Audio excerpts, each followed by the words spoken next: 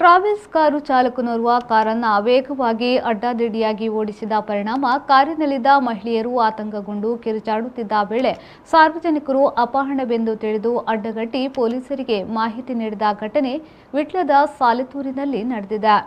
Travels car ಚಾಲಕನೋರ್ವ ಕಾರನ್ನು ವೇಗವಾಗಿ ಅಡ್ಡಾದಿಡ್ಡಿಯಾಗಿ ಓಡಿಸಿದ ಪರಿಣಾಮ ಕಾರಿನಲ್ಲಿದ್ದ ಮಹಿಳೆಯರು ಆತಂಕಗೊಂಡು ಕಿರುಚಾಡುತ್ತಿದ್ದ ವೇಳೆ ಸಾರ್ವಜನಿಕರು ಅಪಹರಣವೆಂದು ತಿಳಿದು ಅಡ್ಡಗಟ್ಟಿ ಪೊಲೀಸರಿಗೆ ಮಾಹಿತಿ ನೀಡಿದ ಘಟನೆ ಸಾಲಿತೂರಿನಲ್ಲಿ ನಡೆದಿದೆ. ಮಂಗಳೂರು ಹೊರವಲಯದ ತೊಕ್ಕೊಟ್ಟು ಪಿಲಾರಿನ ಮಹಿಳೆಯರು ಪಣೋಲಿ ಬೈಲಿಗೆ ತೆರಳುವ ಹಿನ್ನೆಲೆಯಲ್ಲಿ ಕದ್ರಿಯಿಂದ ಬಾಡಿಗೆ ಕಾರಿನಲ್ಲಿ ಬಂದಿದ್ದರು ಎನ್ನಲಾಗಿದೆ.